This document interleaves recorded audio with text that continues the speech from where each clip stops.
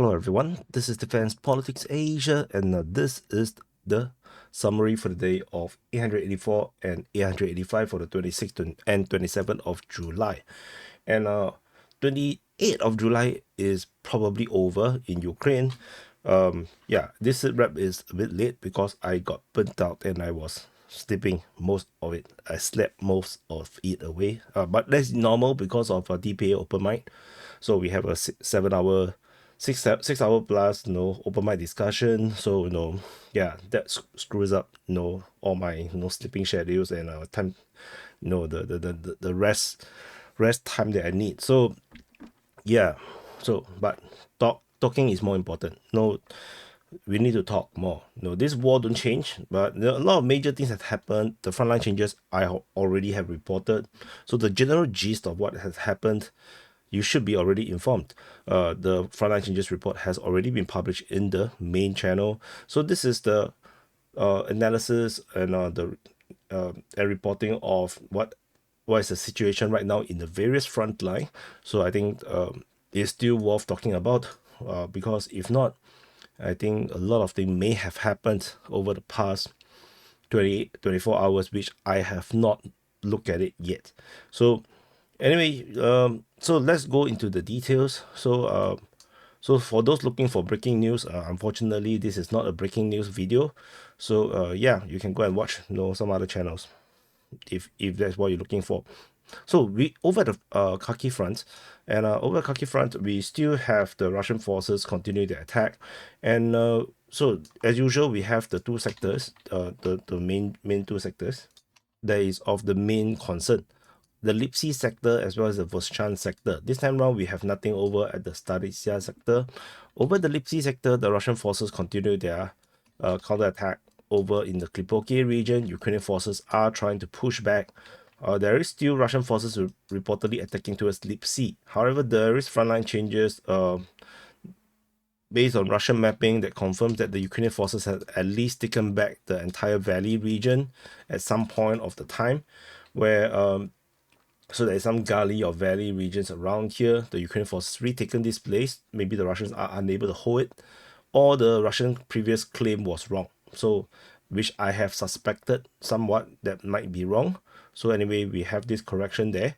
The Ukrainian Defense Ministry mentions Slobozansky for some reason, uh, which is a bit weird, Slobozansky, because the Russian forces have no means to reach there yet. The front line have not moved, unless there is some kind of incursion over on the eastern part that allows them to attack in the region of Slobozansky. No one talks about it yet. But no, this is why we have to monitor most of these major sources, particularly the Ministry of Defenses, because they might give us some kind of hints of possible movement and actions that we may not be aware of by no open source means. So anyway, this is the situation around here. I don't think the Russians are doing this, but let's wait and see how this develops. We move on. Nothing at the Staritsia region over the past 2 days before the past day. So as Slobozansky and Taike, Russian forces continue their attack. And as usual, the current situation is the Russians are holding the line, baiting the Ukrainians into a kill box. So particularly this situation is especially stuck over in the Voschan sector, where the Russian forces have this encirclement, like this kill trap, and the Ukrainians keep going into this kill trap around here. So in the latest geolocations by military summary, these are all airstrikes. So the airstrike hit these 3 locations, and this is very interesting because okay, let me draw the border as well. So this is a bit interesting because the previous strikes on the 25th of July is actually here. These are the 3. So the Ukrainian forces may be forced backwards from the front line, maybe based on this geolocation of the selection of the airstrike position. So maybe after the Ukrainians getting hit around here, so Ukrainians were previously in these positions, Russian forces struck them. Troops are lost. Maybe the Ukrainians don't dare to move forward anymore. Then they try to hold along this line, and then now they got struck again. that could be the case. Maybe. So because eventually there will be a point of time where you say enough is enough, you don't dare to push forward anymore. So there's a possibility. Over at the west of west of Vyshansky Kotori, there is also an Russian strike. I'm not sure what kind of strike is that. I didn't watch the video. So, but anyway, that just shows Ukrainian presence around there. We move into the Kupiansk front. So after the Kupiansk front, similarly, we have the Sinkivka sector and the Pischany sector. Over at the Sinkivka sector, we only have reports of fighting in the region of Sinkivka. No idea what the hell had happened. Some geolocation of airstrike over in the forest region, hitting some Ukrainian stronghold, and that's about it. So I don't think this region is going to change.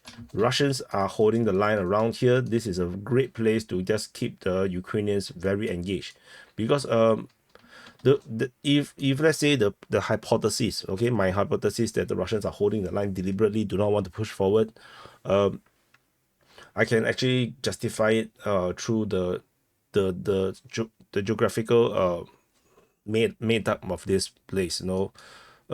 If you look at this area here, Russian forces have Liman, Pershi, and Vishana. With these settlement supports, they can actually hold a very straight line around here and draw Ukrainian forces into this totally destroyed city of Sinkivka.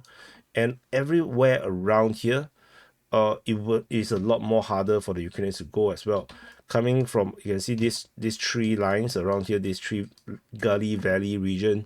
This is part of Petropavlivka, and you can imagine that if the Ukrainians have this position, then they can actually move towards into this area. But the Russians will not be able to hold defense along such a complicated lines. It will be more advantageous for the Ukrainians if the Russians were here. So, but the Russians did not. The Russians decided to put their line around here. This forced the Ukrainians to go into the wilderness and go into the more Russian comfortable line. So this is the reason why the Russians don't push forward. If they push forward around here, then the Ukrainians would have a much better defense line because of the settlement, and they will be able to attack much more better. And the Russians would have to go through all these complicated terrains, to reach the front line, which is less palatable, for the frontline troops. So holding this line makes a lot of sense. You have a series of settlements, Liman, Pershi, Veshana, Petropavlivka, Mykolaiivka.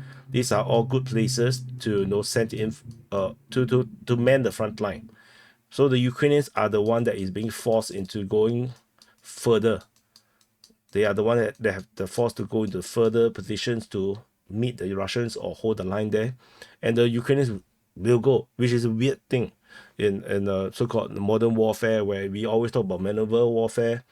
You don't go into a position since you are maneuverable, right? You are supposed to be able to choose where you want to fight. But the Ukrainians will just choose to defend everywhere, and that will just complicate their defense operations, and the Russians just take advantage of it. So over at the Pischany region, we have fighting reported in the Pischany region, in Pischany and Terbaivka. We have no idea where the fighting is right now per se in the more specific sense. No more updates has been coming up here, which does suggest that the next drop might be big. The next frontline drop, by the time the next intel come in on this region, there might be some big changes. But of course, we always have to consider, does the Russians really want to push? Because if they want to push, they clearly will take grounds, because the Ukrainians, I think, across all the front line in Ukraine is struggling right now. And if you can see the situation over at the Avdiivka front later, the Ukrainians lines are crumbling. And Avdiivka front is such an important front line, and they are losing ground. So, and they have one of the best one of the best brigade, the 47th over there, and 47 mechanized, and they are not holding the lines. So the Russians are just not moving forward, and I think that is something we have to consider when you're looking at the front line. You can access this map in case you do not know over at defensepoliticsasia.com/Ukraine. You can get this map. You can even open up into the Google Maps itself. You can actually save the bookmark. Of course, just consider supporting a DPA on Patreon or Ko-fi or whatnot to keep this mapping going, because the mapping work is the difficult part. It's not the video creation part. It's the mapping part. Is the in Chinese we call 麻烦 part. The troublesome part. So over at this SITREP front, we have quite a number of locations. We have the Stemakivka part, and then we have the central part, and then we have the southern part. So the north central southern part, where there is some actions with fighting reported at Stemakivka. I can't remember what is this. I think it's Novosahiyevka, and no, this is Novoyehorivka. Novosahiyevka is here. Then what is this? NGFka. So yeah, I need to zoom in. No, Makiyevka, Nevsky. So this area is Novoyehorivka. Not sure what is this. This is yeah, something like this. So these few places, we'll zoom in and then we talk more. So you can see the Russians are making moves over that 2 days, attacking many different front lines. So over the Stemakivka region, Russian forces are attacking in Stemakivka and in the area of Andriivka. Ukrainian forces, interestingly, was reportedly counter-attacking over the Myasuzarivka region. So, and the direct geolocation of Russian airstrike or artillery strike over in Stemakivka. So this is something that is currently happening right now. It's interesting what the Ukrainians could do if they have a line at the rear position. If the Ukrainian mapping is correct, then they can actually swing southward towards Zarine and cut off Russian troops over at Andriivka. But we shall see what they can do. Moving in the central part, we have fighting reported at Sahievka, and in the direction of Novosahievka and Novoyehorivka. The difference between these two is that Sahievka, they're all by the Ukrainian Defense Ministry, so I'm not sure exactly why. This is 26th and 27th. So there could be a possibility that the Russians have made some progress, given the fact that Sahievka was not mentioned in the second day's report. So, but we shall see how this developed. And over in the southern flank, we have Russians attacking at Makievka and Nevsky. Ukrainian forces geolocated in this location means that the Ukrainians have actually taken some ground, or at least invalidating some of the Russian claims. And that's it for this area. Over at the Crimea front. At the Crimea front, Russian forces are attacking in Serbiansky Forestry, Dibrova, and over at Terny. Some geolocation of Ukrainian forces has been geolocated, holding position east of Novosadove. Of course, geolocation means that they got struck by artillery or airstrike. So, and at Dibrova, also at Dibrova, wrong color, I should use this. There's Dibrova, and also within the Serbiansky Forestry, there's all these various locations clearly marked where the front line is and where the Russians are striking them. So we shall see how this goes.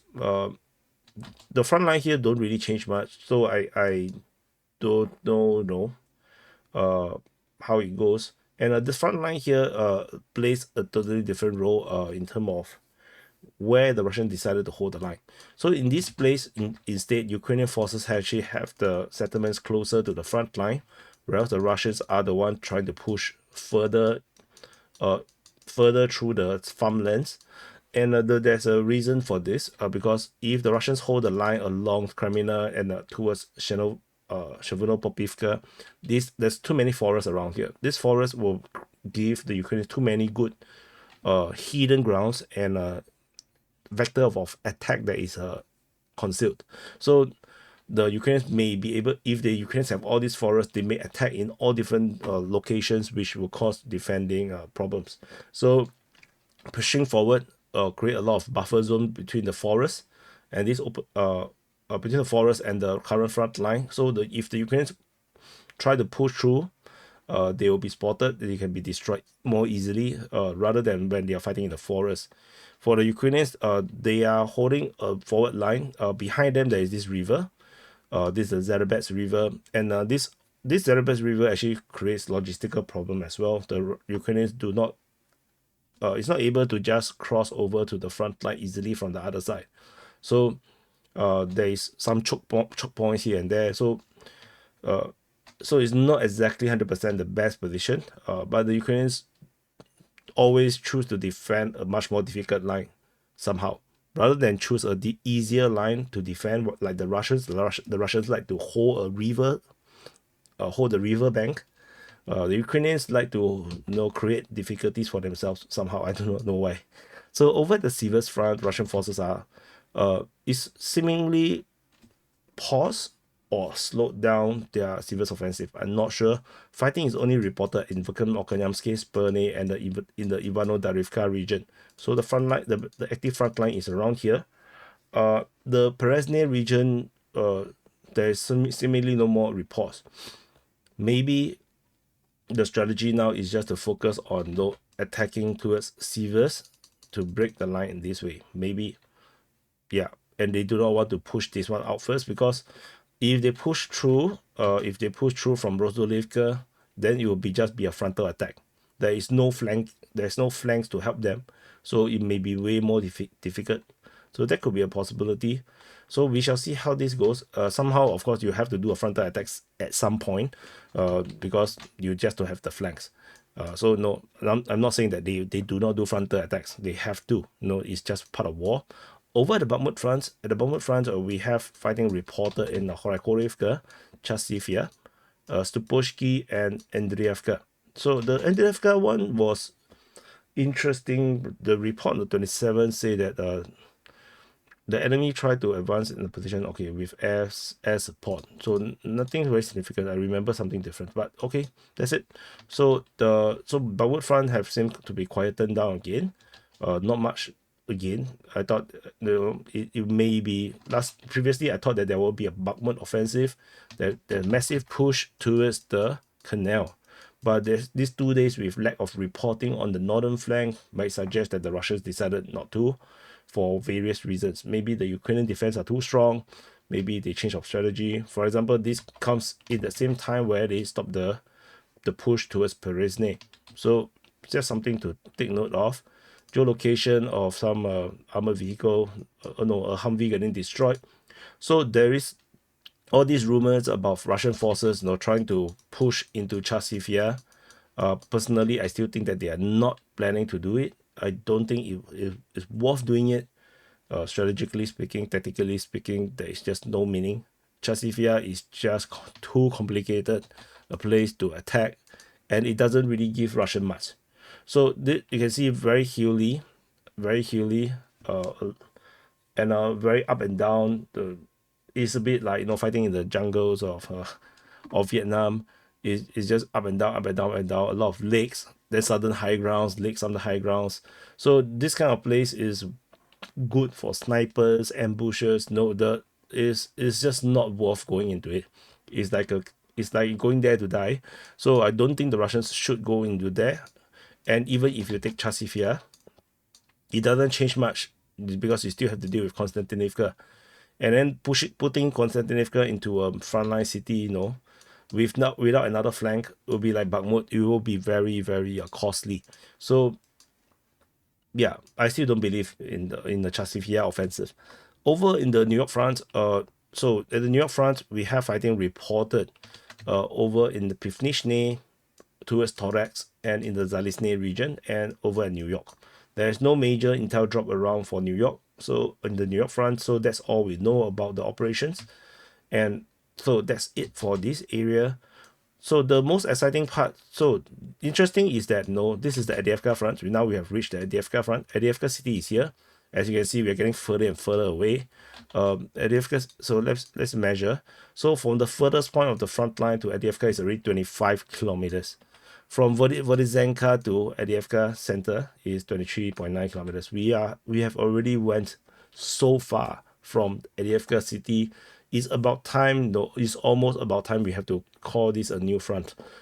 And it looks like the biggest candidate is going to be Pokrov, because the Russians are pushing in that direction. So we might start to call this the Pokrov front. Maybe. But the breakup is a bit weird, because only this area will be very Pokrovsky. This area is not very Porovsky. This is also not very Porovsky. This is still very Avdiivkasky. So we shall see how this goes. But definitely the consideration to change the name of the front is very, very close now because the Russians have pushed so far away. Like, people who kept saying, only a few hundred meters, no, they thought as if that they have a massive breakthrough. Adivka city was lost on the February 17th. This is the announcement. And since February, now is July, in 5 months' time, Russian forces have pushed at least 20 over kilometers, 25 kilometers. And if we start off from before the capture of Adivka, we're talking about 30 kilometers push deep. 30 kilometers in 5 months is not something to be scoffed off for a region that is one of the most fortified fronts or fortified battle zones in the world. Or I have to use it in the Top Gear style. In the world. So yeah, so one of the most fortified fronts in the world.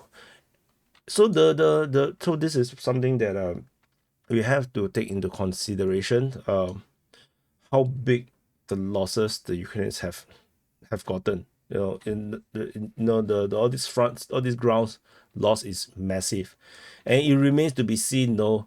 The rest of this area here have actually any form of good defenses. There's a lot of drawn trenches and whatnot, but I didn't draw them. No, this is just extracted from someone else mapping. I have no idea if these are legitimate. So far, the Russians seem to have very easy time crossing over across all these entrenchments. So anyway, we move on to the northern flank. So okay, let's go here. Northern flank. I will ignore the Pokrov side. So in the northern flank, Russian forces are attacking again, harassing in the Kalinove region. They are also fighting in the Novoalexandrivka, Voronezhka, Luzovatsky region, and Timofeyevka region. So this is the area here, and the front line did not really change much, which means that all this fighting is just skirmishes and to pinning operations to pin the Ukrainians in place, to keep them here, to keep them along the front line. Because if you don't fight them, you don't engage them, the Ukrainian forces may just push forces to fight in the other places. So that is something that something to consider. If you play some real-time strategy game, you might encounter this kind of thing. Like you are planning some big operations to attack in a certain vector, but then your enemy keep harassing you from another place on the opposite side. You'll be forced. You have no choice. You have to send some troops to defend that weak spot or the spot of harassment, and clearly you're not going to send just enough to have both sides or that. You have to send a bit more troops than the attackers to wipe out the enemy. That's how your entire offensive operation will be kept getting delayed, because you just cannot gather your forces. You keep taking losses, you keep getting harasses, you have to keep stretching your logistic, moving left to right to left. So this is something that this kind of pinning operations does cause to the Ukrainians. So counterattacks becomes much harder because you cannot cluster forces up to attack. And so over at the Pokrov direction, so in this Pokrov direction, other than this, of course, this area is the Luzovatsky region. Russian forces have extended massively around this area here. Another huge advance over these 24 hours. We're now attacks going into Ivanivka. They're coming to Vysely. They're moving towards Serhievka and Zeleny. There is fighting reported over in the Voschev region, as well as in the Novoselivka Persha region, where the Russian forces all have grounds taken. And so let's zoom in a bit. So the deep state UA have announced basically the capture of Yekhanivka because of this frontline change. This particular frontline change have actually means that the Russians have taken this area here, this waterfront region, and with this means the end of Yekhanivka. So Yekhanivka is now confirmed under Russian control. Voschev, with this similar polygon where the Russian forces attacked and taken the southern part of Voschev, also confirms that Voschev is now under Russian control. So Russian captured these two towns, and also based on information from Deep State UA, the 47 mechanized, a battalion commander have call sign Genius, have actually told them that Progress and Vostchev is no longer under Ukrainian control. This also confirmed the Russian capture of Progress and Vostchev. So a lot of huge losses for the Ukrainians. And along this railway line, the Russians continue to push, and there is some very significant development. First thing is, first we already have the Russians at the edge of Ivanivka. They have not pushed in yet. Then they go into the eastern part. And in the latest update I have is that they have gone into the southern outskirts, which means the Russians can now pincer Vasily in two different directions. So this is significant in this sense. So over in the south, in this area here, Russian forces expanded their control along the railway line, creating a good buffer, and then they can now strike on Zeleny.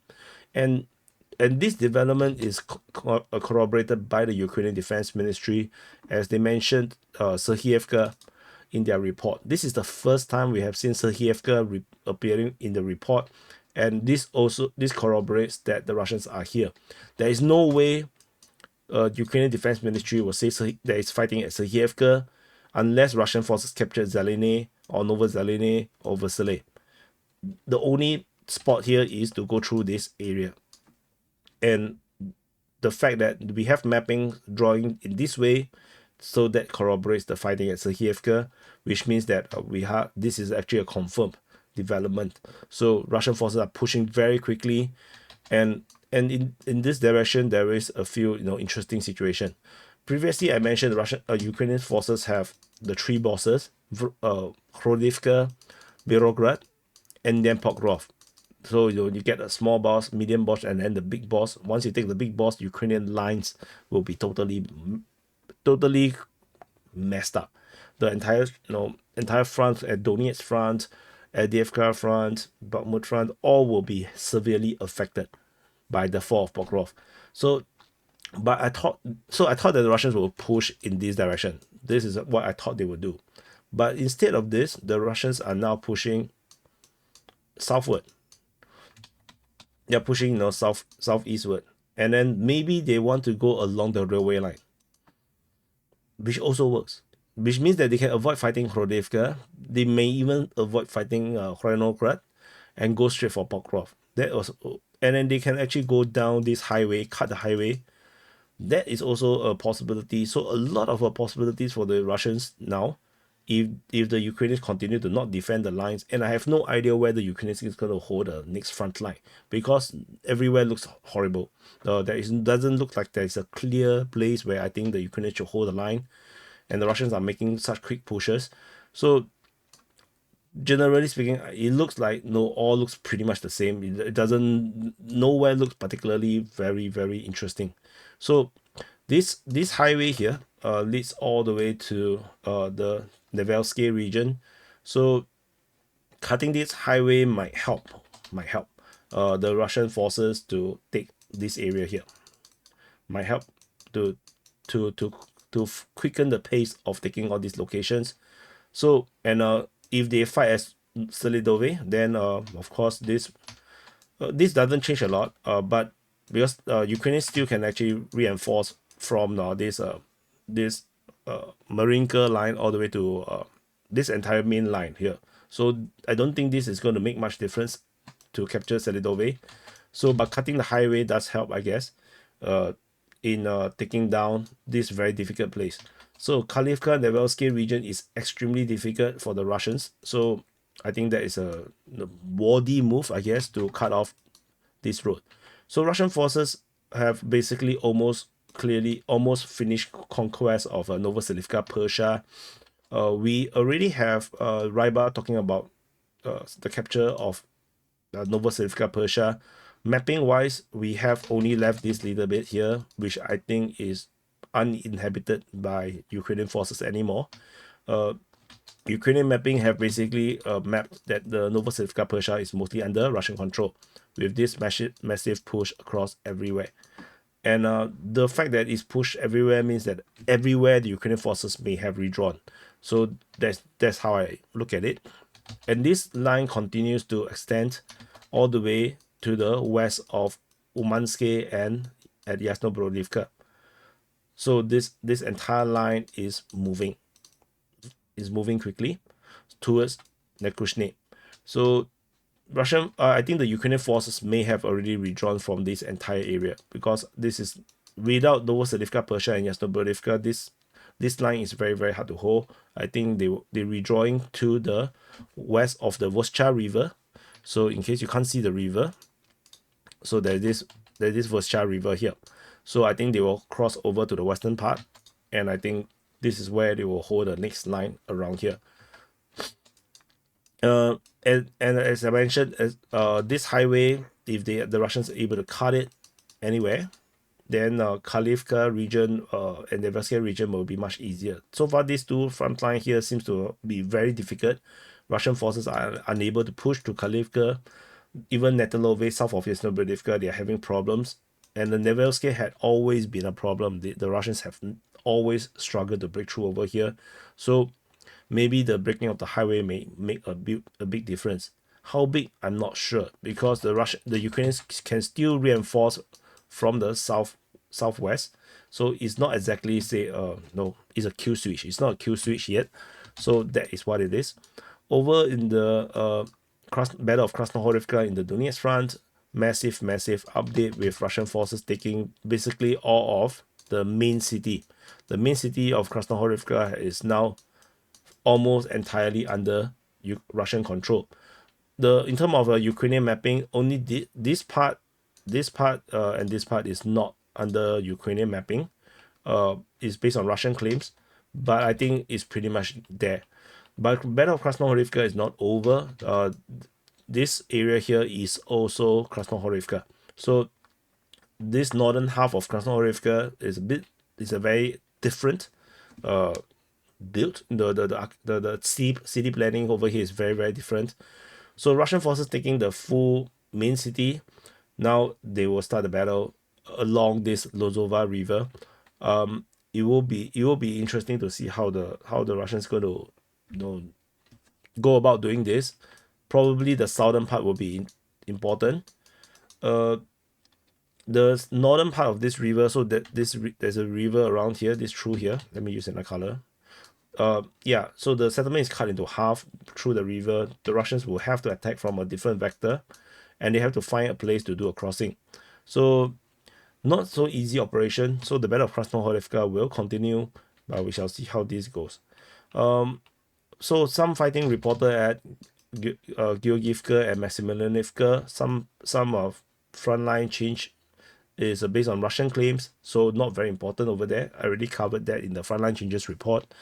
And then we over in the Parskovievka, Konstantinivka region, this as usual. Interesting is the Konstantinivka region. This area indeed is developing as I mentioned before. So I mentioned the Russians attack has started the Battle of Konstantinivka with the incursion from the east. But I also mentioned that this is a frontal attack. It's going to be very difficult. I believe that the Russians is going to attack from the south and swing up north. And this seems to be exactly what the Russians are doing. Russian forces geolocated over here, and they are pushing from the south westward, and it looks like they have landed troops along this tree line here. So the Russians can push up north from this area, and I believe they will go to the next tree line. Let me use the color. I believe they will go to the next tree line and take this tree line as well, so that they can also push up north from another vector. So this is what I think is going to happen next. The Russians are now developing the battle exactly as how I imagine they need to do. So we shall see how this develops.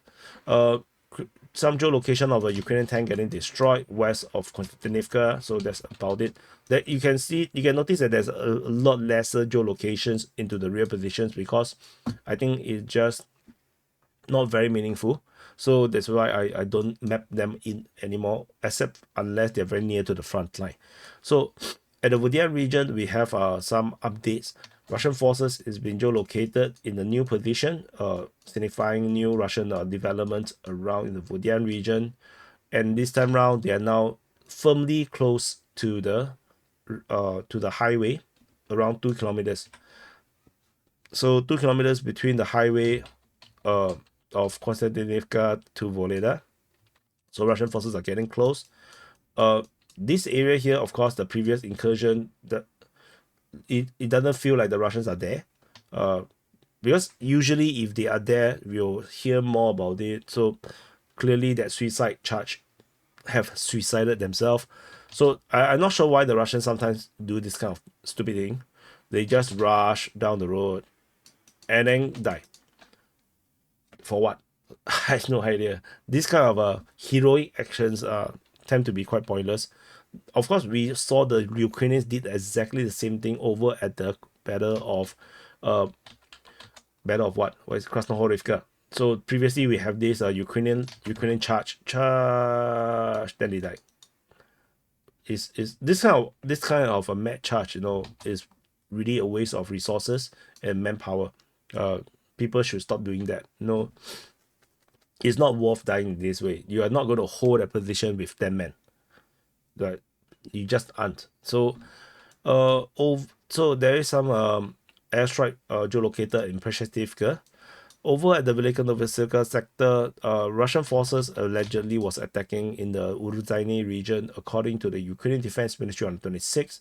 And then they mentioned Starolimnivka. Clearly, the Russians can't be fighting and attacking in the area of Starolimnivka because this is the rear position of the Russian forces. So, yeah, can ignore this report. Russian forces fighting in the Uruzhaine region makes more sense. So, yeah, so that's it for this area. Geolocation of some airstrikes over in Nikushny. Just to add a bit, even though I didn't map it in, Russian forces has been actively shelling Vermivka, Nikushny, Zarozevi, maybe not Zarozevi, Velika Novosilka. So this area here has been constantly getting struck by airstrikes. So the Russians definitely have some plans. When would they do it? I don't know, because yeah, the Russians never seem to be very keen on Velika Novosilka. So we shall see how this goes. In the Zaporizhia front, Russian forces is concentrating their forces or their operations over in the Orikhiv sector. We have continued fighting reported in Malatomashka, down the highway, in the north of Robotine, in Nestelianka, and towards Novoandrievka. So the Russians are still making this push, trying to reverse the Ukrainian captures during the 2023 counteroffensive. The most significant thing I believe is this geolocation of Russian forces along the highway. This confirmed Russian presence in this area and thus invalidating everything down south. So the entire Ukrainian gray zone of where they might be present is now invalidated because they can't possibly be there because of this geolocation of Russian forces over here. I don't believe the Ukrainians are going to go down this tree line and then go down to reinforce and resupply. It's just impossible. It's just not possible. So it is what it is. Robotine is now secured on the western part as well.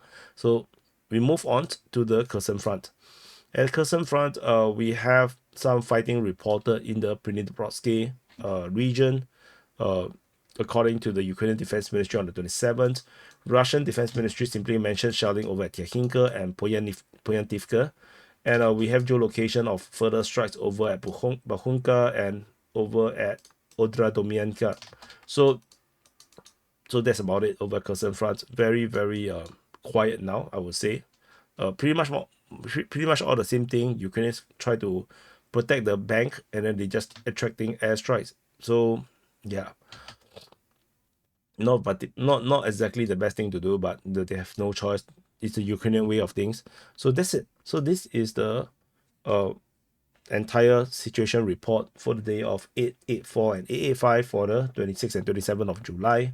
So stay tuned for the frontline changes report for the 28th, and of course check out this open mic. So maybe these are the end times. So we talk a lot about the Olympics, and we talk about some things about Bangladesh situation, the civil unrest over in Bangladesh. We talk about Ukraine war, of course. So let's it's an interesting watch to say the least. So thank you for watching. Do press the like button, subscribe. I'll see you guys in the next update.